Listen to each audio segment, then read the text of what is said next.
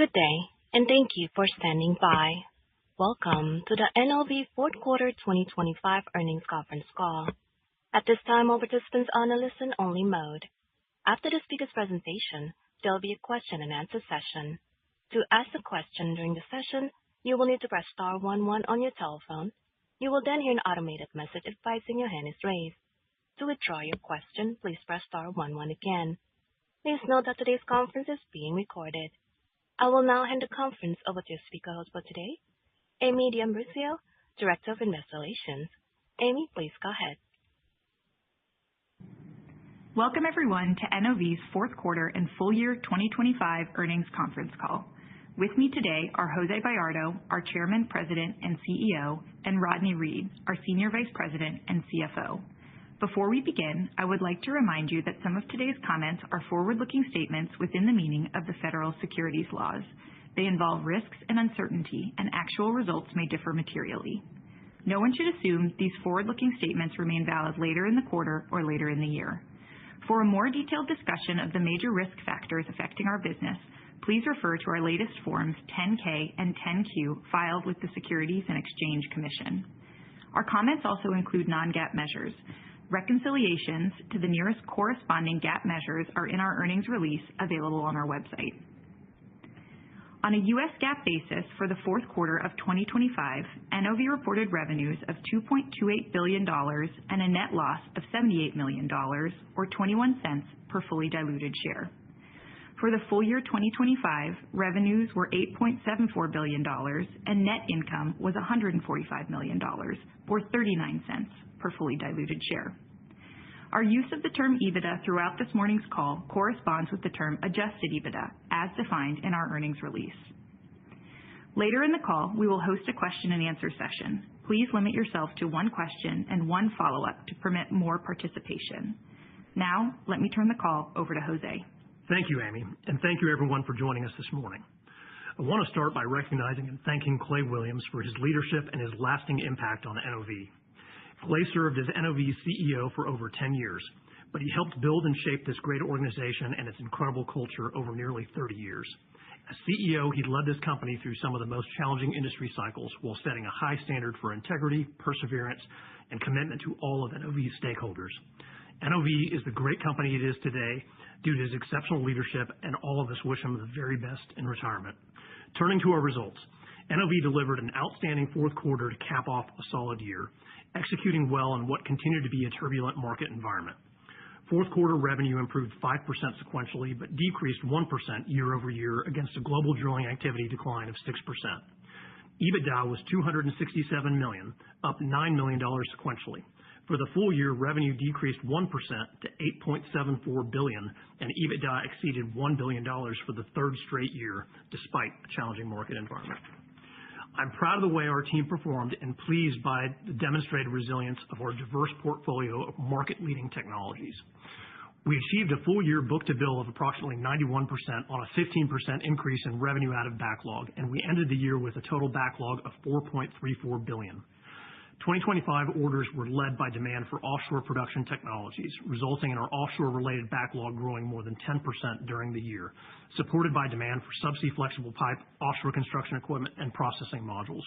Strong demand for offshore equipment and solid execution on our backlog more than offset lower demand for aftermarket parts and services from our offshore drilling contractor customers, leading our energy equipment segment to post its fourth straight year of revenue growth and margin improvement. Energy equipment's strong performance mostly offset a 4% decrease in revenue from our shorter cycle, more North America land-weighted energy products and services segment. Rodney will provide more color on operating unit performance, but both segments performed well in a challenging market due to continued efforts to drive additional efficiencies and process improvements. Those efforts enabled us to reach our second consecutive year of converting over 85% of our EBITDA to cash, resulting in $876 million in free cash flow in 2025 and $1.8 billion in free cash flow over the last 2 years. Today, NOV is entering 2026 in a position of strength. We have strong market positions in almost everything we do, a fortress balance sheet, and we have what I believe is the best team of people in the industry. They believe in our mission to lower the marginal cost of energy production and help deliver reliable, affordable energy to the world. They also take great pride in providing exceptional service for our customers and come into work every day with a continuous improvement mindset. While NOV is in a strong position, we see additional opportunities to drive value for our shareholders over the coming years. As we look forward, there are two simple overarching areas of emphasis on which we are focused. One, continue to drive operational efficiencies, and two, lean into the many growth avenues we have in front of us. NOV has done a significant amount of heavy lifting over the last 10 years, actions that were needed to navigate through the repercussions of the November 2014 oil price war, the global pandemic, and the dramatic shift from investments in offshore activity to U.S. shale. Our work included consolidating, repositioning, and simplifying our business and improving operational and back-office efficiencies. This work continues today with our ongoing $100 million cost-out program, multiple facility consolidations, and exiting underperforming product lines and geographic markets. While we are well beyond the low-hanging fruit, we still have opportunities to drive efficiencies, grow margins, and increase return on capital, and we are accelerating the pace and increasing the scope of our efforts. As we drive efficiency and productivity gains, they are being offset by lower activity levels, tariffs, and inflation. Still, we are driving more change to make the organization better every day, and our work is positioning NOV to outperform over the long run. There are many indications of the progress we are making, with a number of our operations achieving record performance, some of which Rodney will highlight. We also see progress in numerous KPIs we measure and benchmark in our businesses, including cost of quality, which measures warranty, scrap, and rework rates. We've seen significant improvement in this area over the last few years, and today most of our operations are well within the top quartile of performance, benchmarked not only against oilfield equipment companies, but also leading industrial manufacturing peers.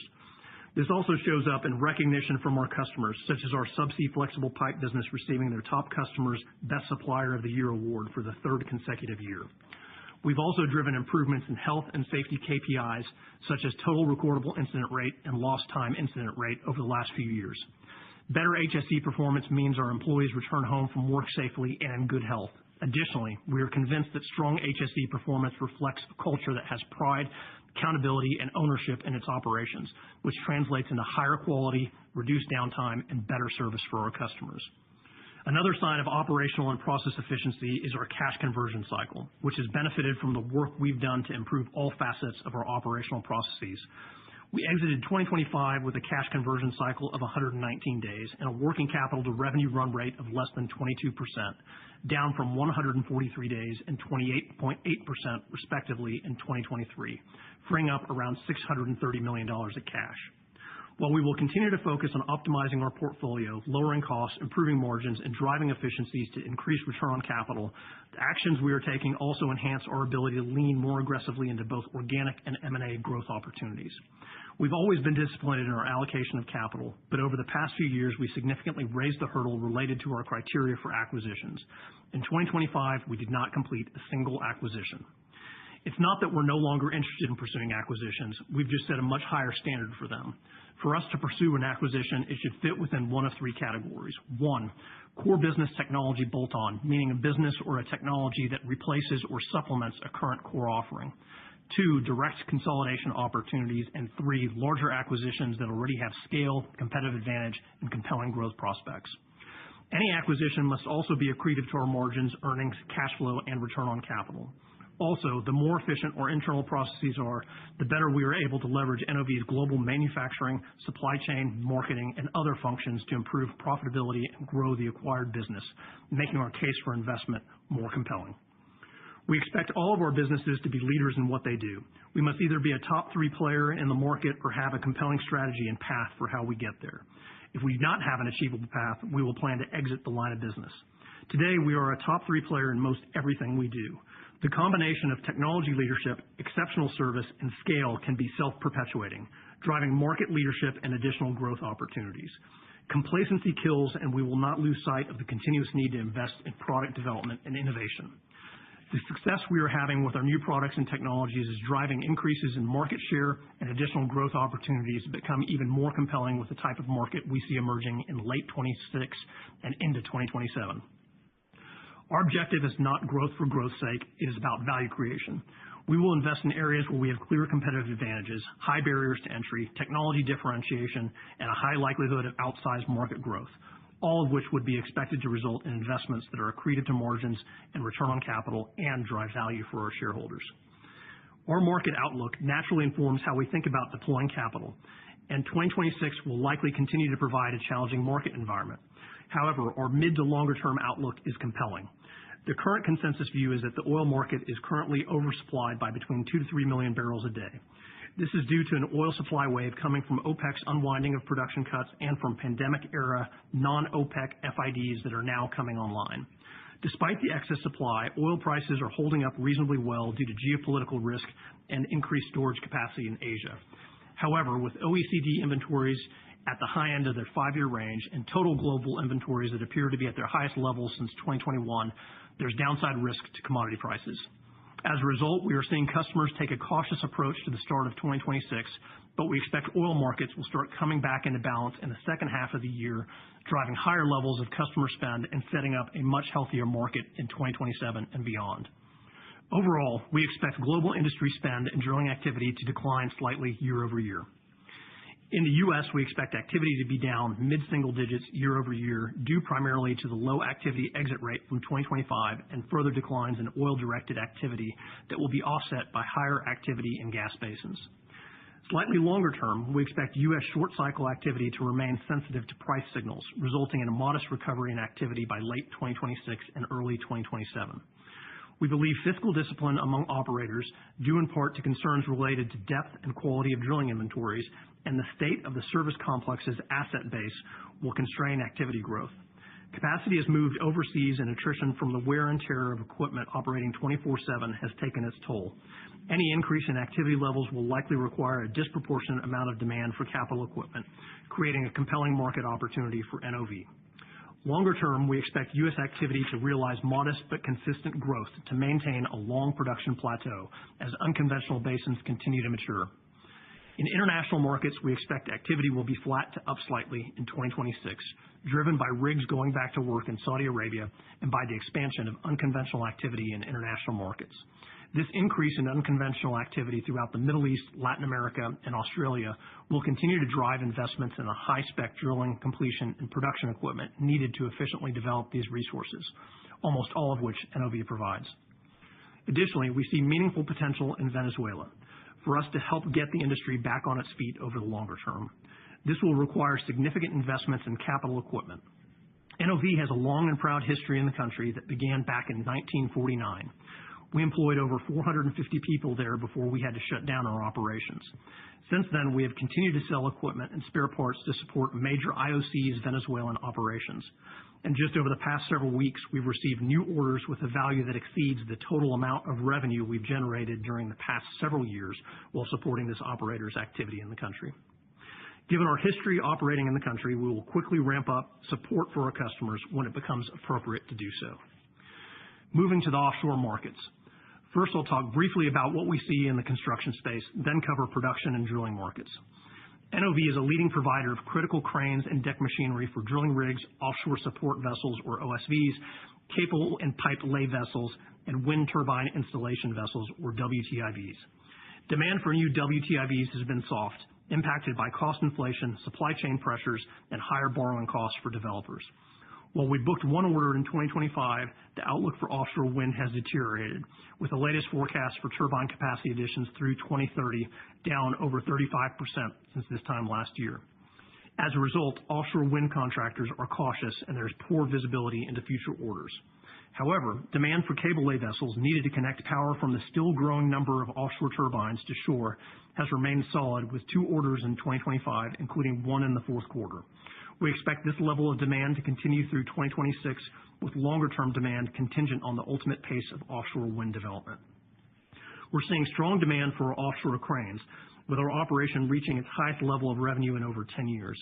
This demand has been led by operators of OSVs, where the average age of the global fleet is now almost 20 years, approaching a typical 25-year life and giving us confidence that demand will remain solid over the coming years. Turning to offshore production and drilling equipment, industry forecasts suggest 2026 will be another year of lower spending, down low to mid-single digits. While we do not disagree with this view, the market is nuanced, and we believe the offshore market is rapidly nearing the beginning of a strong, extended upcycle. Over the past decade, the offshore industry has fundamentally changed. Improved project execution, greater standardization, industrialization of infrastructure, and better technology have materially lowered break-even costs. NOV's drilling and production technologies have contributed to this emerging renaissance.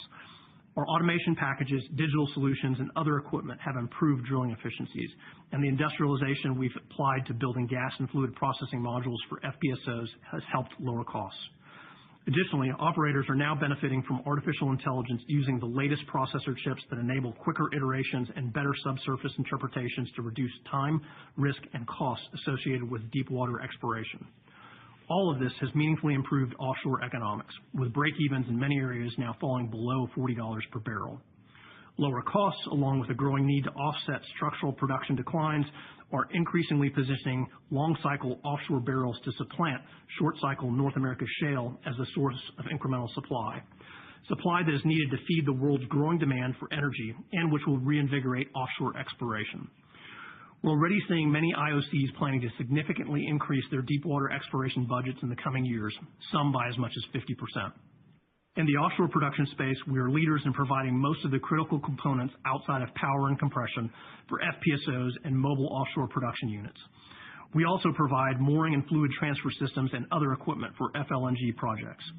2025 was a massive year for deliveries of FPSOs, with 15 vessels starting operations, many for projects sanctioned before the pandemic. Only 5 new FPSO FIDs advanced during the year, while others were postponed due to higher costs, supply constraints, and macroeconomic uncertainties. Over the last year, operators and suppliers have been working together to lower upfront capital costs by evolving designs of large FPSOs to smaller to mid-size units optimized for average anticipated field production rather than maximum throughput. The projects are now starting to move forward. In 2026, we see the potential for up to 10 FPSO FIDs and expect demand to remain strong with an average of 8 FIDs per year through 2030. Notably, while we expect the average size of FPSOs to decrease, we see a higher proportion of FPSOs destined for gassier markets and harsher environments, which plays into NOV's strengths in gas and condensate processing and in quick disconnect turret mooring systems. Lastly, in offshore drilling markets, we are seeing green shoots with growing indications that the white space for our offshore drilling contractors is beginning to shrink. Our customers are seeing an increase in the pace of contracting, and the average duration of new contracts is increasing significantly, which we believe reflects building momentum for long-term offshore developments. From September 2025 through January 2026, there have been 59 floater contracts awarded in comparison to only 33 during the same period last year. Additionally, as of year-end 2025, public open tenders for all offshore rigs reflected approximately 30% more minimum rig days relative to open tenders at year-end 2024. That number increases to over 100% if you consider only open tenders for floating rigs. While most new contracts are scheduled to begin in 2027, our offshore contract drilling customers typically call us as soon as contracts are signed to begin preparing rigs to go back to work. This drives demand for service and repairs, spare parts, recertifications, and capital equipment upgrades. We've now realized 2 straight quarters of increased spare part bookings and expect orders to improve further in the second half of the year. We also believe the stage is set for an extended recovery as the call on production from deep water increases, driving the industry to get back to work. We're extremely excited about NOV's future and the market environment we see unfolding over the next several years. We performed well in 2025, reflecting the strength of the diversity in our portfolio and the great work our team is doing to execute well in a tough environment. Rodney? Thank you, Jose. Consolidated revenue for the quarter was $2.28 billion, an increase of 5% sequentially and down 1% year-over-year. Net loss was $78 million, or 21 cents per fully diluted share, impacted by a higher effective tax rate from valuation allowances on deferred tax assets and a higher mix of foreign earnings. The company also recorded $86 million within other items, primarily related to the impairment of goodwill and long-lived assets. Adjusted operating profit was $177 million, or 7.8% of sales, and adjusted EBITDA totaled $267 million, representing 11.7% of sales. Sequentially, margins benefited from strong operational execution, offset by a less favorable mix of business and higher tariff expense. Our team delivered another strong quarter of free cash flow generation, totaling $472 million in the quarter. As Jose mentioned, free cash flow was $876 million, For the full year, our second consecutive year with an EBITDA to free cash flow conversion rate of over 85%, representing our best 2-year free cash flow in 10 years. Working capital as a percentage of revenue run rate decreased to 22%, our lowest level in 10 years. We continue to execute on our return of capital program. During the quarter, we repurchased 5.7 million shares for $85 million and paid dividends of $27 million, bringing total capital return to shareholders to $505 million year to date.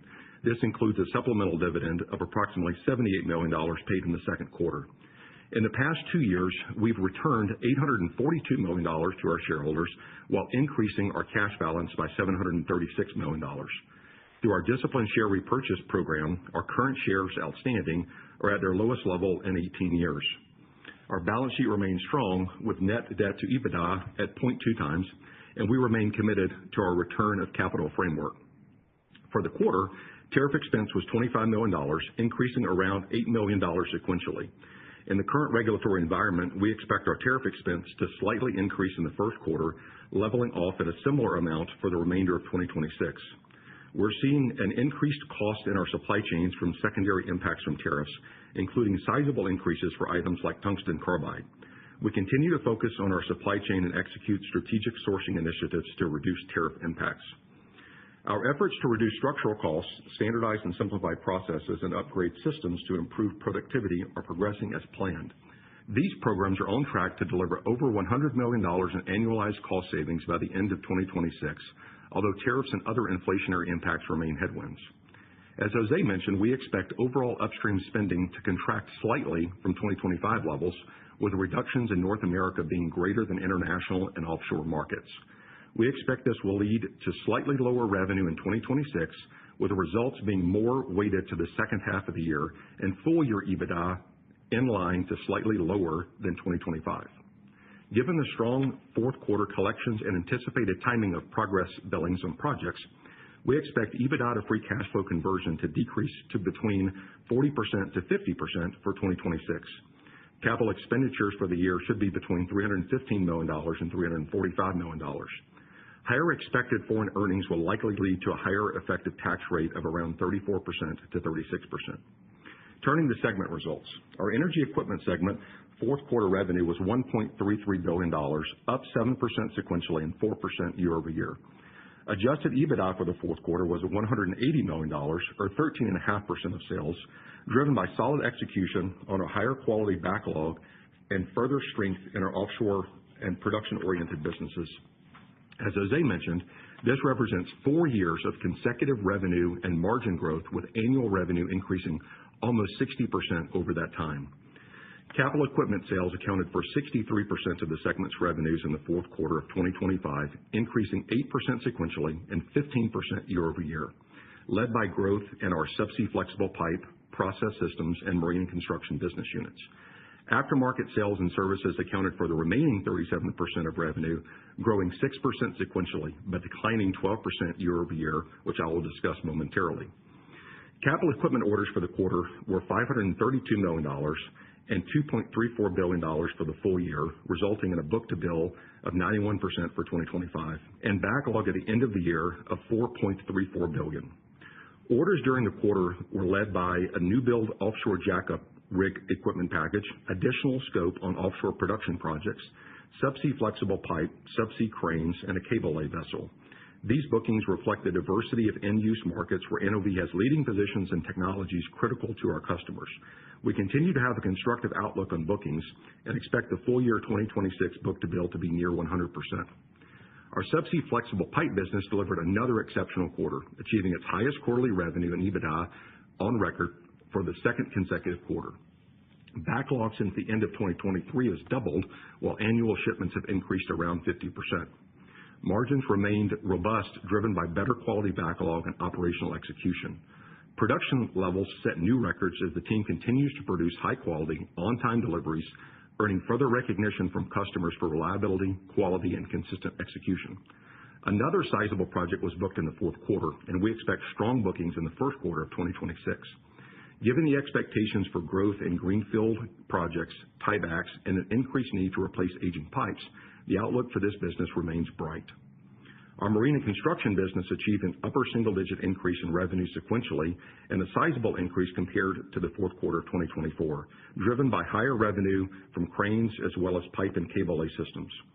During the year, this business has booked orders for critical equipment supporting cable lay, FLNG, FPSO, offshore supply, and wind turbine installation vessels. As Jose mentioned, we expect an increase in FPSO and FLNG-related awards, which should drive incremental demand for our gas and liquids processing systems and our mooring and fluid transfer systems over the next several years. Our process systems business delivered solid performance during the fourth quarter, with revenue slightly outpacing last quarter's record revenue.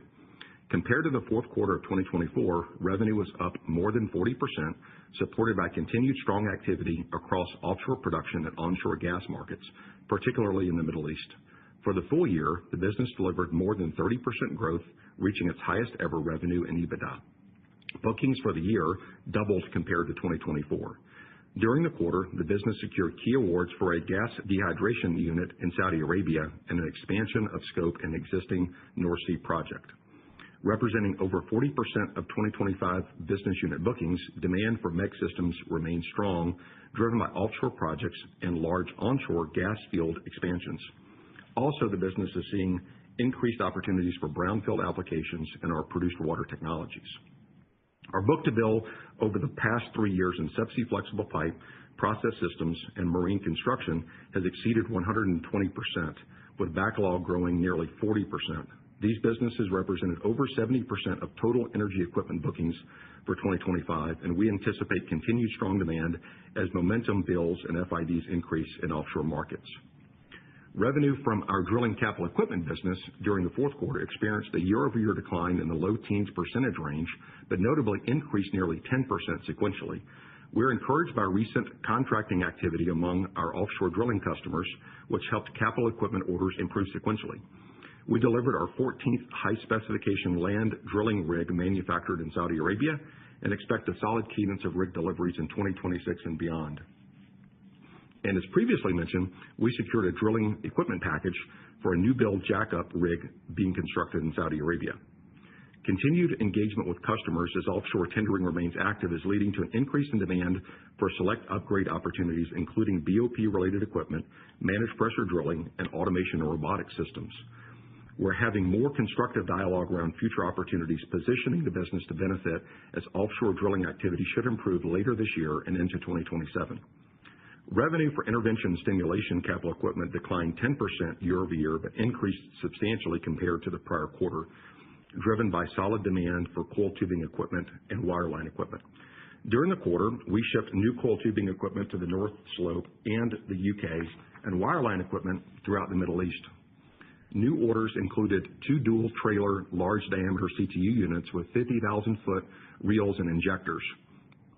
Even with constrained budgets for our North America customer base, book-to-bill for the year was 94%, primarily supporting international markets, which more recently represents about 50% of the business's total revenue. Turning to aftermarket portion of the energy equipment segment. In our drilling equipment business, fourth quarter revenue for aftermarket parts and services was down in the mid-teens percentage range year-over-year, but increased nearly 10% sequentially. Spare parts bookings for the fourth quarter were above their trailing 8-quarter average, reaching their second highest level in the past 6 quarters. Aftermarket revenue for our intervention stimulation equipment business was down mid-single-digit percentage sequentially and low double-digit percentage year-over-year. The year-over-year change was due to lower sales of spare parts and a decrease in rentals resulting from reduced completion activities in North America, partially offset by higher coiled tubing repair and service activity. For the first quarter, we expect energy equipment segment revenue to increase 3% to 5% year-over-year, with EBITDA in the range of $145 million to $165 million. Moving to the energy products and service segment. Our energy products and services segment generated revenue of $989 million during the quarter, representing a sequential increase of 2%, driven by higher sales of the segment's composite solutions, seasonal bulk sales of downhole products, and stabilizing activity in the U.S. and the Middle East. Compared to the fourth quarter of 2024, segment revenue declined 7%, and adjusted EBITDA decreased to $140 million, or 14.2% of sales. The year-over-year decline was driven by lower drilling activity in the U.S., Saudi Arabia, and Argentina. Lower volumes, increased tariff expense, and other inflationary pressures more than offset cost control efforts and efficiency improvements, resulting in larger than normal EBITDA decrementals year-over-year. In North America, the segment continued to outperform underlying activity levels. Market share gains and increased adoption of new technologies contributed to modest increase in revenue year-over-year, despite a 6% decline in rig count. Our strong market positions in Saudi Arabia and Argentina hurt our performance in 2025 as drilling activity declined. However, we expect meaningful activity improvements in those markets progressing through 2026. For the fourth quarter, the sales mix within energy products and services was 49% service and rental, 33% capital equipment, and 18% product sales. Revenue from services and rentals declined 7% year-over-year, driven primarily by softer global activity levels. This decline was partially offset by increased adoption of NOV's wired pipe-enabled downhole broadband services, DBS, and continued market share gains across several offerings. Revenue from NOV's DBS services more than doubled compared to the prior year, driven by increased activity in the North Sea, where technology is enabling enhanced geosteering and faster drilling in complex, long lateral wells. During the quarter, a North Sea operator highlighted the value of high-frequency downhole data in enabling faster and more confident decision-making, crediting the technology with enabling the drilling of a reservoir section that likely would not have been achievable without real-time data transmission. NOV's drill bit rental business also finished the year strong, capturing additional market share across U.S. land markets and driving a revenue increase of about 20% in the region for the full year, compared to 6% decline in U.S. rig count. Across the broader services portfolio, softer activity in Saudi Arabia, North America, and Latin America reduced demand for rentals of downhole tools, solids control services, and tubular inspection operations. These declines were partially offset by growing adoption of our advanced technologies into new markets and higher activity levels in the UAE. Sales of capital equipment declined in the low single-digit percentage range year-over-year, but increased at a high single-digit rate sequentially, driven by a recovery in shipments of composite solutions. The year-over-year decline reflected strong shipments of composite pipe for the Middle East and FPSO vessels in the prior year that did not repeat, partially offset by continued strength in demand for fuel handling tanks and large diameter composite pipe supporting produced water takeaway capacities in North America. Our composite business experienced its highest annual revenue in history during 2025, with fourth quarter bookings reaching their highest level in 3 years, with strong demand from multiple end markets, including fuel handling, where orders doubled from 2024. While we expect to see typical first quarter seasonality, demand remains supported by ongoing investments in infrastructure and offshore developments. Our tubular products business, which includes drill pipe and large diameter conductor pipe, saw orders for drill pipe in the second half of 2025 significantly outpace the first half, leading to a high single-digit revenue increase year-over-year. However, timing of orders for our large diameter conductor pipe led to a year-over-year decline in revenue for this product line, which will also have a negative effect for the first quarter of 2026. Revenue from product sales increased modestly sequentially during the quarter, but declined in the mid-teens percentage range year-over-year. The year-over-year decline reflected lower industry activity levels, particularly impacting typical year-end bulk purchasing in the Eastern Hemisphere of our downhole drilling tools and drill bits. Sequentially, strong shipments of completion tools to customers in the Middle East, Argentina, and Europe were offset by lower shipments of fishing tools and drilling tools to Asia.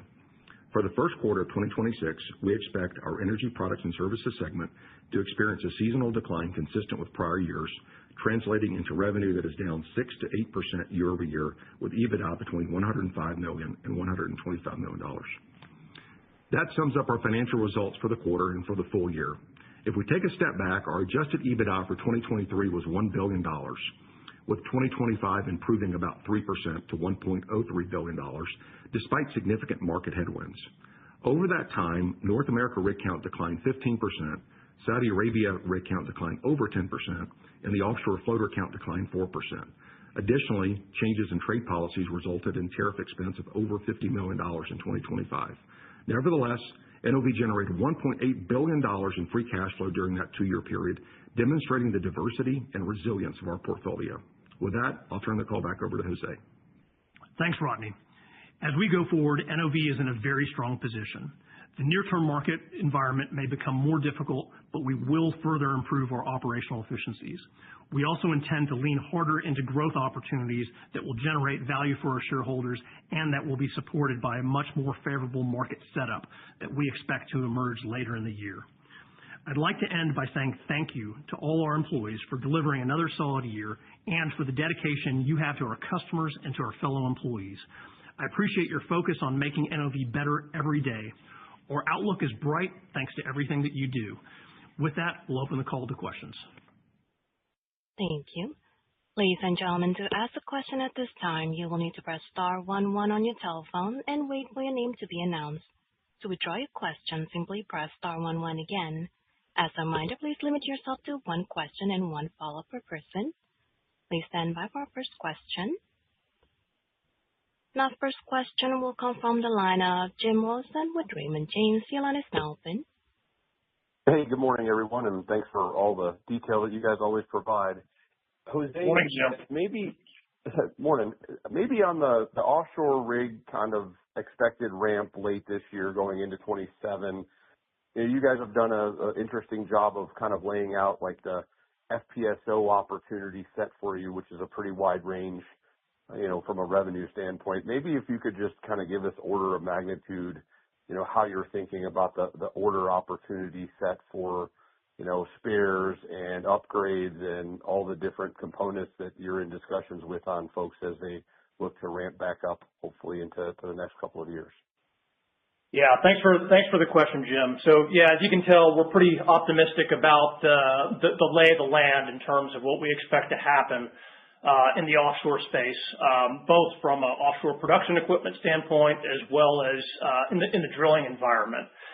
And so, the last few years, as Rodney really laid out, we've seen a tremendous increase in terms of demand for offshore production-related equipment, and we have really positioned the business well to capitalize on that opportunity set. And, as I mentioned, it was just a huge year in terms of FPSO deliveries in 2025, really a wave that kind of came about from FIDs that are around the time of the pandemic. Some of those were pushed out later than anticipated because of all the dysfunction that occurred in the marketplace during the pandemic era. And they're finally coming online, and recall that part of the reason, or really a big driver for the reason of the white space in the offshore drilling market, was because the production equipment wasn't yet in place to put those rigs back to work. And so we've been saying for a while now that, hey, do you really think the world's going to build all this production equipment and not drill a bunch of wells to feed into those assets? And that's what we continue to expect to happen. A lot of those vessels just recently set sail and are connecting. And we're also now starting to see, unsurprisingly, really significant impact or improvement in terms of offshore rig tendering. And we provided those stats with, comparable period contracts increasing from 33 contracts a year ago to 59 over the most recent period. And really importantly, the average duration of these contracts that are being tendered is significantly longer than they were before, indicating that, hey, we're moving from an era here recently where rig contracts have basically been very short-term in nature for single well or double well projects, and now we're shifting to true development mode from some of these offshore opportunities. Or field development projects. And so we feel really good about all facets of our offshore business. As we mentioned, still continue to see a lot of demand for offshore production related equipment with potentially 10 FIDs this year and averaging 8 or so going forward for the next several years. Additionally, we see a little bit of a different mix in terms of the types of vessels that will be needed. And that mix kind of plays, we think, into our strength. With having higher gas and condensate content, which is where we really shine, as well as more of those vessels that will be operating in harsh environments, which create larger opportunities for our quick disconnect turret mooring system. So excited about that. But Here, as we've talked about over the last year with the white space, that's been a lot of pressure on our rig aftermarket business, which, as Rodney mentioned, was down mid-teens % year over year. And Jim, as you know, that's a really good business where we really have a really good position as the original OEM of a lot of this equipment that's out there. And so we're going to benefit from just a higher pace of activity offshore that's going to command a higher level of aftermarket parts. But also, as these rigs go back to work, there's service and repair work that needs to be done. There's recertifications, there's upgrades, et cetera. And so we feel like the outlook here is really bright. Appreciate all that color. And then just one quick follow-up. Rodney talked about the tariff impact, and you guys have talked about this over the last couple of quarters or so, really since it all started. And I seem to recall maybe a couple conference calls ago that one of the plans was the $100 million cost out program to help kind of offset that. But longer term, I think the hope was you pass some of this tariff cost through higher pricing. And I'm just curious, like, where we are in the status of maybe that actually happening. Is the market still soft enough that you can't quite get there and you need that to change, or maybe where we are in that process? Yeah, Jim, we're certainly having some success passing on those costs.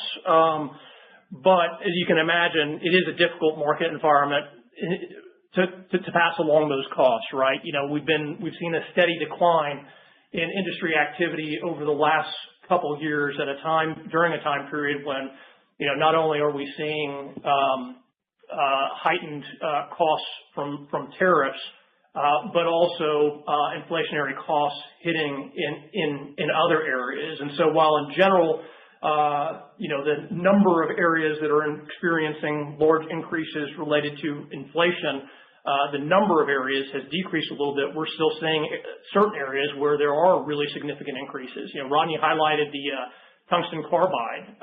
That's going to be a bit of a shock to the system. Really important in the manufacturing of matrix body bits as well as for hard-facing steel body bits. And we've gone up a couple 100% in a 1 month time period due to all the supply constraints that are coming out of China, and that's just really volatile. Also, costs associated with electronics and memory, and then not to mention continued pressure on labor and medical has been a real challenge. But look, this is just a fact of life in our business. Sometimes these things are more volatile than others, and we're managing through it. We've got some good efforts underway in terms of making sure that we get paid an appropriate value for the technologies that we bring to bear for our customers. Also have good efforts underway to continue to improve the efficiencies across the organization and offset some of those costs. And, when we initially talked about that cost out program, which we're making really good progress on, we mentioned that it would not fully offset what we expected to happen over the next few quarters related to inflation, tariff expense, et cetera. So you haven't really been able to see it just looking from the outside in on the P&L, but we're certainly seeing the benefits of what we're doing internally in some of the KPIs that I referenced earlier.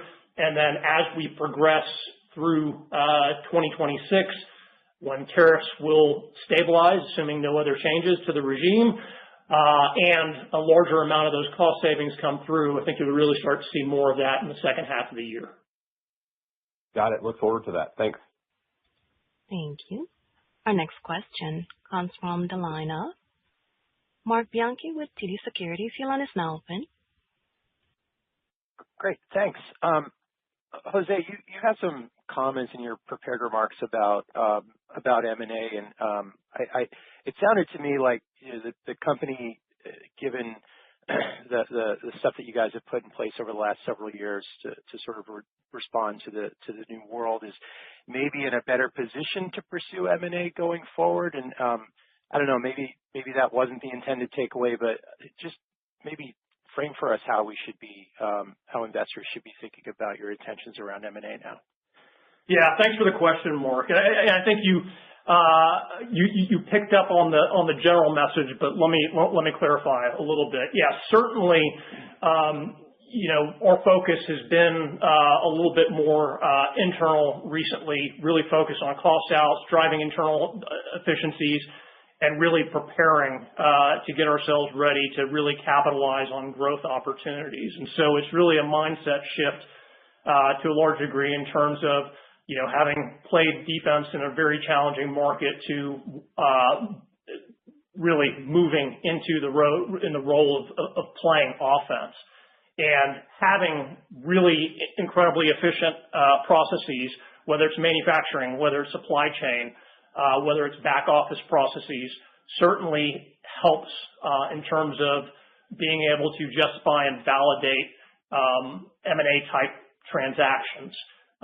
So we're very confident. Look, one of the benefits that we get when we do acquisitions is being able to buy businesses that are within our core expertise areas, leveraging our core competencies to make those businesses better and accelerate their growth through leveraging our manufacturing base, our global supply chain, our marketing resources around the world, et cetera. And so the more efficient those are, the better we can integrate these acquisitions and drive more value.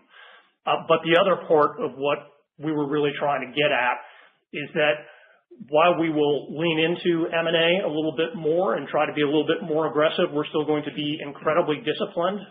We're still going to be focused on making sure that that's the best use of our capital, certainly in comparison to buying back our own shares and things of that nature. So we will continue to be very, very disciplined. And what we're really excited about is the organic growth opportunity that is in front of us. Our businesses have developed some fantastic technologies that have recently been commercialized or that are soon to be commercialized. And that, combined with the market outlook that we see evolving over the next couple of years, has us extremely excited and presents additional growth avenues and areas where we can invest our capital to lean into those growth opportunities. And look, the need for capital in those opportunities is not, we're not talking about huge amounts because it's organic, but there are opportunities where we look into the future and we see, hey, we're going to be manufacturing constrained in this area and we need to build these areas out. There are other areas where we're seeing really rapid adoption of what we're doing and we need to build out more capacity from a rental equipment standpoint to be able to effectively deliver for our customers. So hopefully that helps provide a little bit more clarity in terms of what I was getting at there. Yeah, yep, sure does.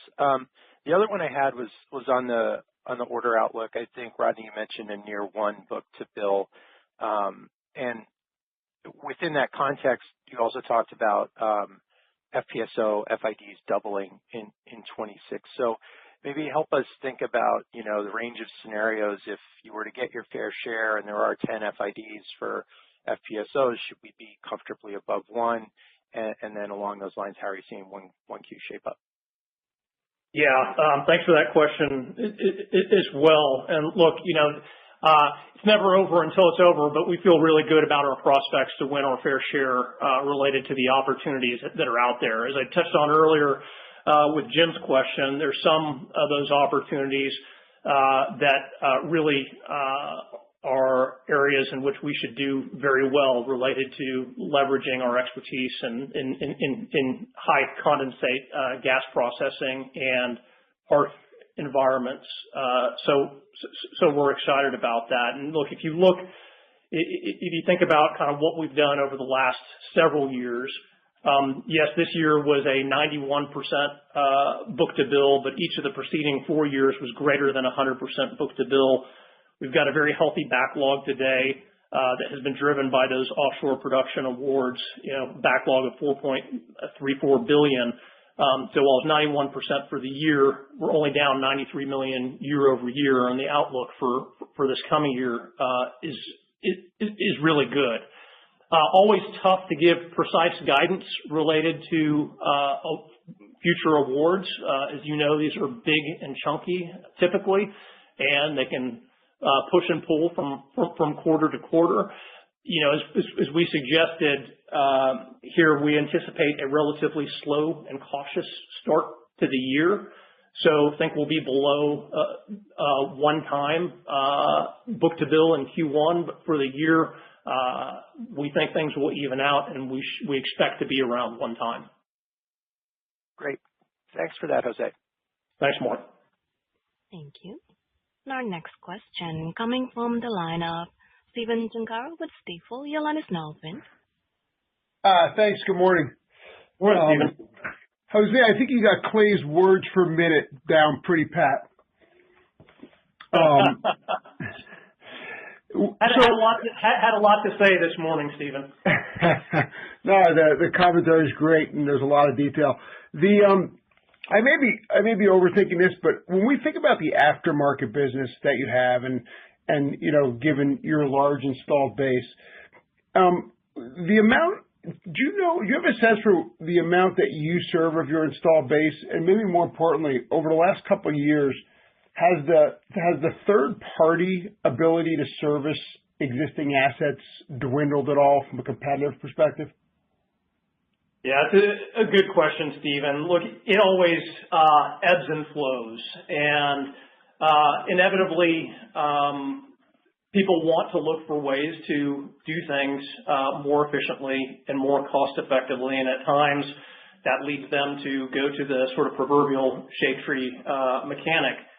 But more often than not, those efforts are short-lived because they realize the complexity of what it is that we provide and what we do, and the critical importance of making sure that you operate incredibly efficiently and reliably, and that tends to drive people quickly back to the OEM. So can't precisely tell you exactly where we are, but we feel great about our position and that we're getting our fair share. And look, every day we're focused on providing better and better service and delivering better value for our customers. So certainly intent is to bring that down more and more every single day, but there are always little ebbs and flows here. Okay, thank you. And then just the quick follow-up was when you look at sort of the basket of sort of stacked idle deep water assets, I think it's fairly small, but do you have a sense for what the market opportunity is there for reactivations? Yeah, I think, look, it's when you talk about deep water drill ships, it's pretty limited, and I'm not going to give specific numbers. I'll let our contractor customers talk about it. But look, it is limited. I think it's you can sort of see exactly what's been operated here in the recent past and what those levels are that we could probably more easily get back to. But then I think your question's really around the stuff that's been stacked for a really long time, or rigs that were never fully completed that were ordered during the last boom cycle. And I think that opportunity set, lucky to call it kind of a handful. So it's a limited opportunity, and those opportunities that do exist, they're going to be large opportunities, right? They've been stacked for a very, very long time. And when I say handful, that's the number that are higher spec and that we think will be in line with what the market currently demands. And like I said, they've been stacked or uncompleted for a very long time. There's going to be a big ticket associated with bringing those back. So TBD exactly how that'll play out. But it's a good opportunity for us.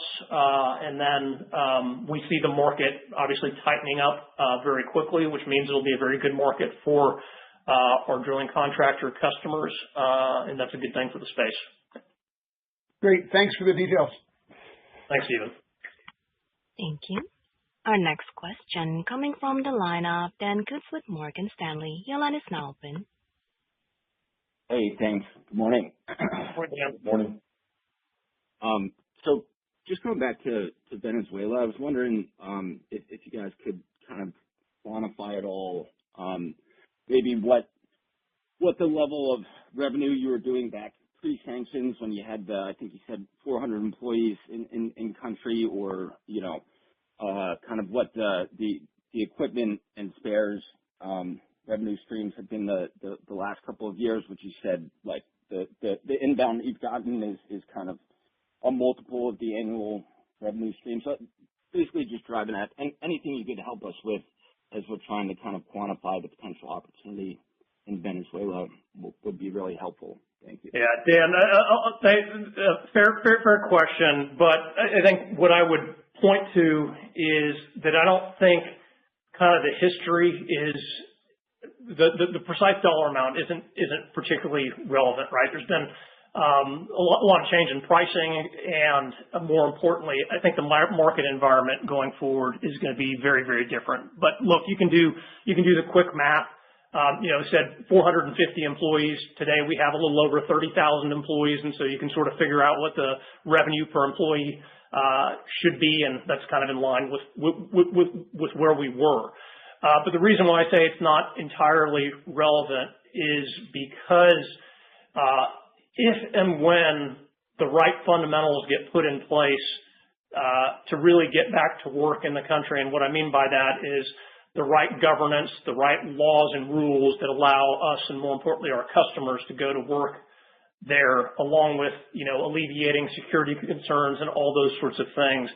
It's a country it's a country whose oil field assets have been neglected for an incredibly long period of time, and so that's going to should create massive opportunities for new capital equipment. So when you go back in the day when we were active there, virtually all lines of business were active there. So we certainly have the capability to do that and scale up very quickly. But we think the opportunity there, if and when the right guardrails are put in place, will be meaningfully larger than what they were in the past. Awesome. That's really helpful. And then just wanted to check in on kind of your through cycle CapEx and free cash flow framework. So not asking about 2026 because I know you guys gave the explicit guide for both of those items, but just wanted to check in on I guess you guys have kind of said like a 50% plus free cash flow conversion framework through cycle, and wanted to see if that's still a good assumption or that's the latest. And then maybe if you could kind of unpack CapEx a little bit, how you think about that through cycle, whether it's in terms of revenue or some type of maintenance level plus some growth investments. So yeah, anything you could help with on the through cycle CapEx and free cash flow framework would be great. Yeah, thanks, Dan. This is Rodney. So just stepping back and giving some credit to the team with respect to free cash flow conversion for the last couple of years, 85% free cash flow conversion, really excellent performance by the team. A lot of that was really system structural improvements. So if you look at the improvements that we've had on DSOs during that time, you look at the improvements that we've had, in particular for some of our project-based businesses, with some of the progress billings and timing of collections during that time, really strong, and also on our inventory turn improvement. So 2023 inventory turns at 3.1, improving to 3.9, almost 4 turns in 2025. So just across the board, I know Jose gave some commentary on cash conversion through the cycle, but just some components there. And then we kind of mentioned, as we think about 26, a little bit more directed to your question, about 40% to 50% free cash flow conversion for 26. And if you look at the components of that, CapEx in that sort of $315 million to $345 million range. You look at working capital as a percentage of revenue, probably about flat to maybe slightly up. So that kind of gets you to that cash conversion rate there for 26. And I think going forward, as Jose mentioned, we've got some organic opportunities that we always evaluate. I think our CapEx in 24 and 25, if you look, was a touch higher than 22 and 23. 26, that sort of midpoint gets back to a little bit more sort of average level. But the positive thing is, with the strength that we have on the balance sheet and where we're at right now, we've got the flexibility to look at those opportunities going forward. But overall, I'd say kind of through cycle, that sort of 50%, 40 to 50% number from a conversion perspective is a good marker for us. Thank you. Our last question will come from the line of Jeffrey LeBlanc with TPH & Company. Your line is now open. Good morning, Jose and team. Thank you for taking my question. Morning, Jeff. I wanted to see if you could provide an earnings potential of your Atom RTX robotics platform over a multi-year period and how we should think about the gating events for it to become the next top drive. Thank you. Yeah, thanks, Jeff.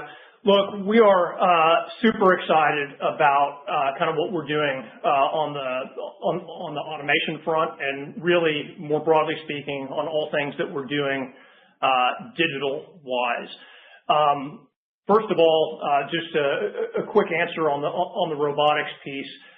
This is something that we put our first actually pilot system out a couple years ago. It's been operating consistently with a couple of upgrades and getting better and better every day over the last couple of years, operating in a very harsh environment.